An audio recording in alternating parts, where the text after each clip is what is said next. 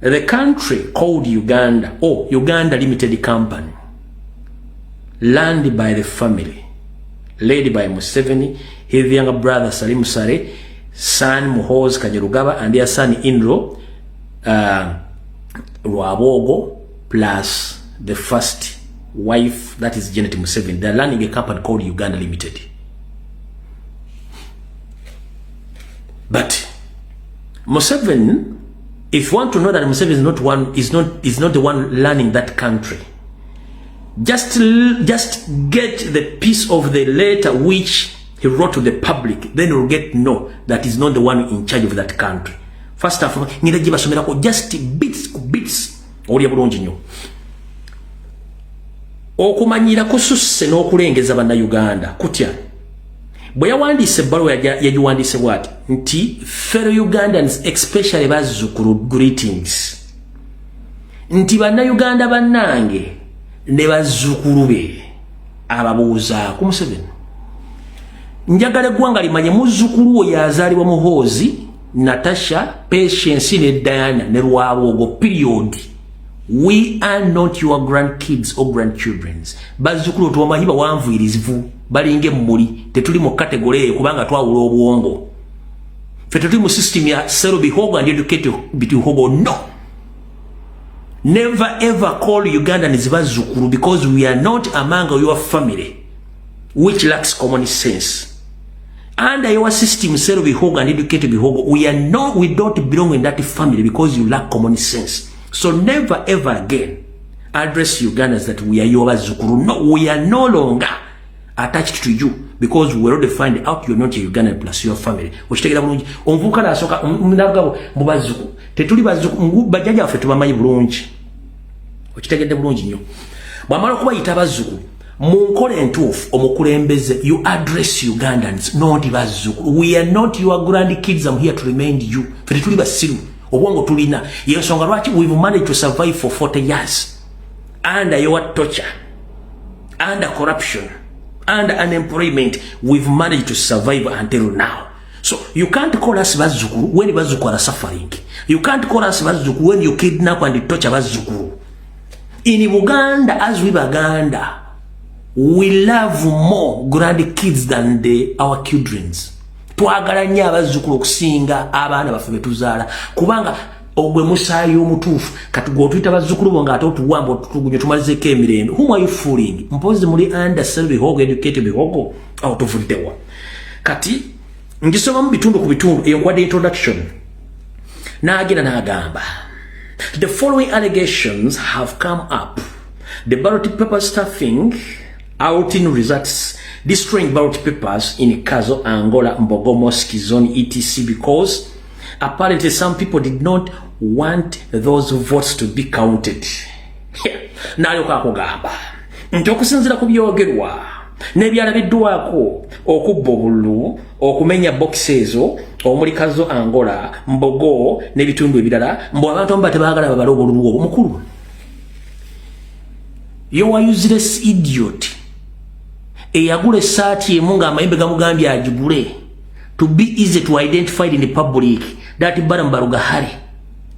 The moment wakusambye kubayale ku Kazangu ku Mbogo ku kisawe ky'Ombogo babaze box esokanga nambi tayina wakalunaka oyo musajja wona alagira bakuba e box n'amagi ne gakuba abantu bonna. So eyo yabadde kizibu kyafuba kizibu kyammwe. Kati kankulagene omanyi temwetaaga mazima nze njagala mugende muwe mujja tuulira kankulage wano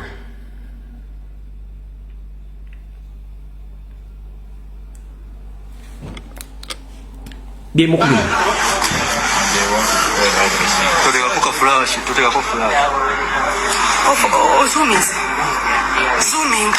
oyo wa polisi omulaba adduka n'okudduka nga bakola effumu. Oh my God, what kind of country are we in? Wakuta video. Wakuta video.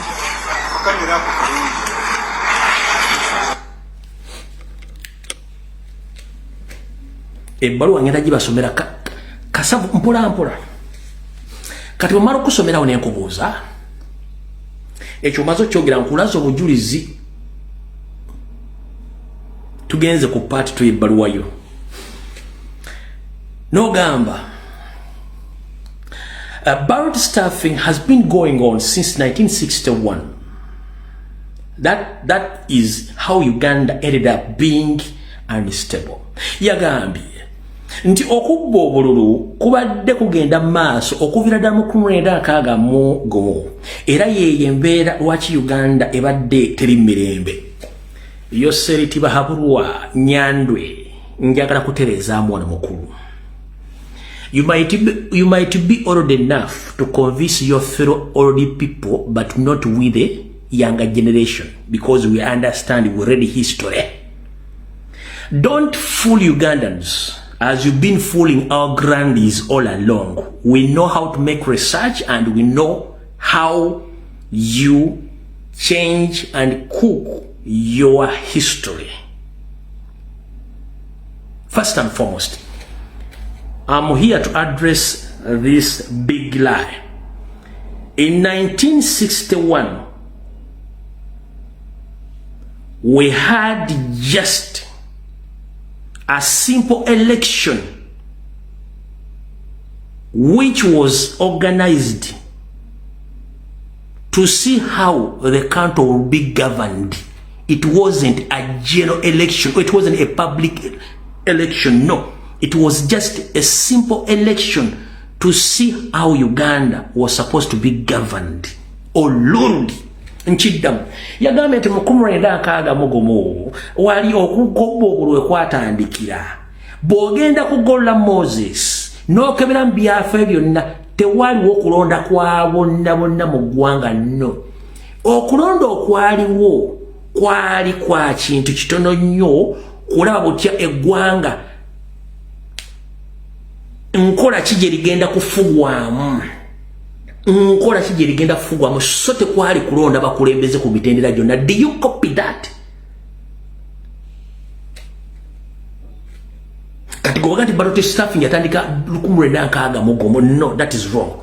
Njagala omuntu on challenging emu abefula kuno ti mwasoma mulina amagezi mulina PhD ze mwakoleranga ku online ogenda kugola Moses oba buzze bonna ba political by historians bakubulire nti waliyo general election mu 1961 tiyali general election, just waliwo ka snap election kali kakumanya kulonda system kyegenda okozesebwa mu kufuga eggwanga eyo. So tezali election za kulonda bakulembeze nowhere. Tobuzabuza abantu muliko kubuzabuza abantu wano. Bwoba wayika amadinisa nga mu geneti yafuga oba muhoozi oba lwabo oba musali musale tetwagala muddemu kubuzabuza abantu wano. Reference everyone. Bwoba gamba nti okutandika okubba olukwalo 1961 twafuna independence mu 1962 kati bwogamba nti waliwo baali balonda ki ekitabasobosa kulinda kutuwa independence amala okunywa ku lwendo lw'amazzi. Mwali mulonda ki mu 1961 tulyoke tufuna independence mu 1962 enkeera omwaka ogujja guddako. Mwali mulonda ki mpozi bakulembeze baki kyekyabagisawo civic education nekibagisawo political education ne constitution study mu university level mwazijja okuba temwagala abantu bamanyi. Nkubuuza, you wrote this letter to the public and you call us your bazzukulu maama nnyabo tuli bazibu nnyo. So nkubuuza, you said that ballot staffing started in 1961 but few months later Uganda got its first independence. So nkubuuza, kwali kulonda kwa bakulembeze ayina wate emyezi ne balonda tufuna independence kyali kibani abali wa mukulu. Tell the public. Toddamu kubuzaabuza abantu wano ebisitule mufumba. Nako ka snap election yakaliwo Buganda region boycotted. Mugende musome history. Buganda region ya boycottinga ka snap election zakakaliwo akali Buganda mugende bisomo jagala mbuyo bintu bino bijaluda. Buganda ya rejecting aka snap election yakaliwo yabigana.